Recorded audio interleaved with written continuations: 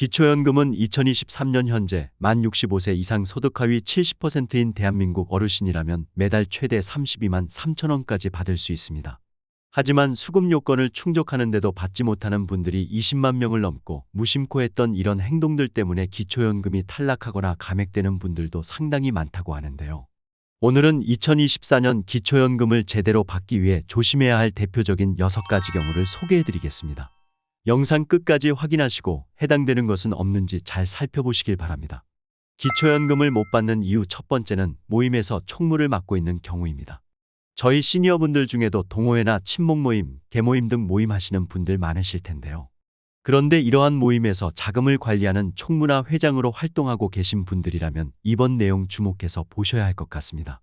모임 회비를 관리하는 목적이라고 해도 개인 통장으로 회비를 관리하면 기초연금을 신청할 때 회비 잔액이 개인의 금융재산에 반영되기 때문인데요.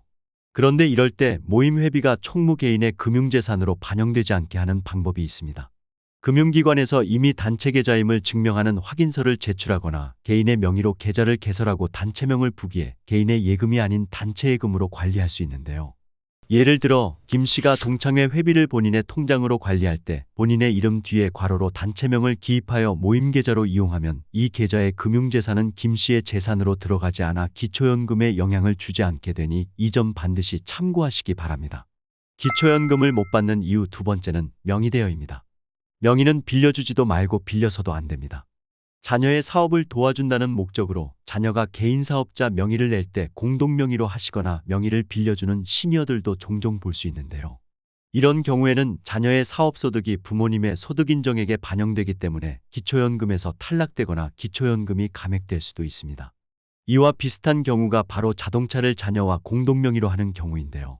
자동차 보험료를 줄이기 위해 자녀와 공동명의를 할 경우 자동차 구입에 보탠 돈이 없어도 단 1%의 지분을 보유해도 차량가액 전체가 기초연금을 신청하는 부모님의 재산에 반영됩니다.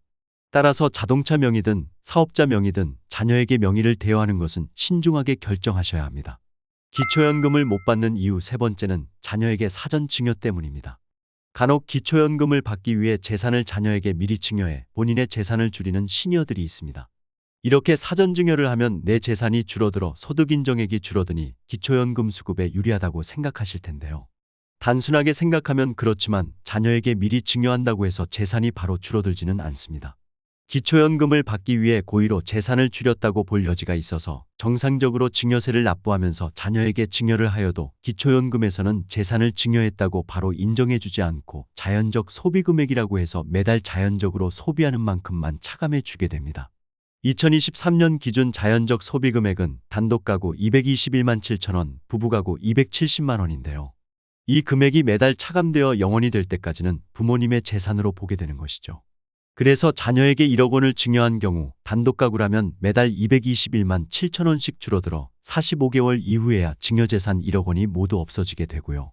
부부가구라면 매달 270만 원씩 줄어들어 37개월이 지나야 기타 증여재산에서 1억 원이 모두 없어지게 됩니다. 따라서 기초연금을 받기 위한 목적으로 자녀에게 증여하는 것은 자연적 소비금액에 따른 기간을 잘 따져보신 뒤 결정하시기 바랍니다. 기초연금을 못 받는 이유 네 번째는 기초생활수급자입니다. 물론 기초생활수급자인 시니어들도 기초연금을 신청하고 받을 수는 있지만 기초연금으로 받은 금액 100%가 생계급여 소득인정액에 반영되어 그만큼 생계급여 금액이 깎이게 됩니다. 그래서 기초생활수급자분들 사이에서는 줬다가 뺏는 기초연금이라는 말이 나오게 된 것인데요. 게다가 기초연금을 받아서 기초생활수급자에서 탈락하면 수급자에게 지원되는 여러 감면제도도 이용할 수 없고 의료급여도 탈락할 수 있기 때문에 기초생활수급자인 시니어분들은 무조건 기초연금을 신청하시기보다는 신청 전 반드시 주민센터 담당자와 상의하신 뒤 기초연금 수급 여부를 결정하시기 바랍니다. 기초연금을 못 받는 이유 다섯 번째는 자동차를 소유한 경우입니다. 자동차를 가지고 있다고 해서 무조건 기초연금에서 탈락되는 것은 아니며 고급자동차를 가지고 있을 때 탈락이 됩니다. 여기에서 고급자동차란 배기량 3000cc 이상이거나 차량가액이 4천만 원 이상인 승용차, 승합차, 이륜차를 말하는데요.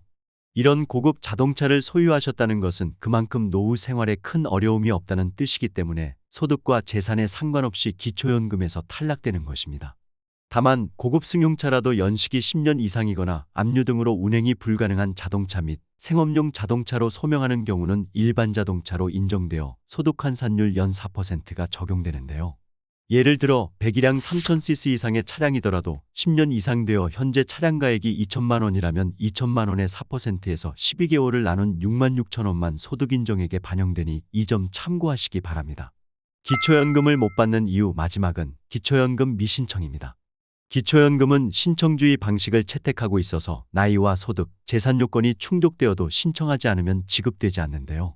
따라서 주민센터에서 알아서 챙겨주지 않기 때문에 때가 되면 본인이 직접 신청하셔야 받을 수 있습니다. 국민연금공단 자료에 따르면 65세 이상 소득 하위 70% 노인 인구 중 약 20만 명의 어르신이 기초연금을 신청하지 않았다고 합니다.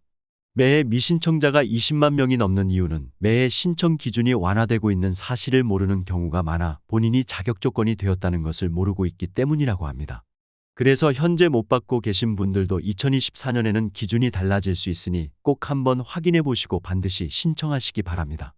매년 기초연금의 소득 인정액은 완화되고 있습니다. 집값의 하락, 소득이 없는 가구의 예금 소비로 인한 재산 감소 등 매년 소득 인정액을 체크할 필요가 있습니다. 또한 위에서 말씀드린 기초연금이 중단되거나 감액될 수 있는 6가지의 경우는 주의하시고 현재 받지 못하더라도 가능성이 있어 보이면 주민센터에 가셔서 꼭 한번 문의해 보시길 바랍니다. 오늘 영상 도움이 되셨나요? 도움이 되셨다면 주변 지인분들께도 오늘 영상 많이 공유해 주시고요. 저는 다음 시간에 시니어분들께 더욱더 도움되는 정보로 다시 찾아오겠습니다. 오늘도 끝까지 시청해 주셔서 감사합니다.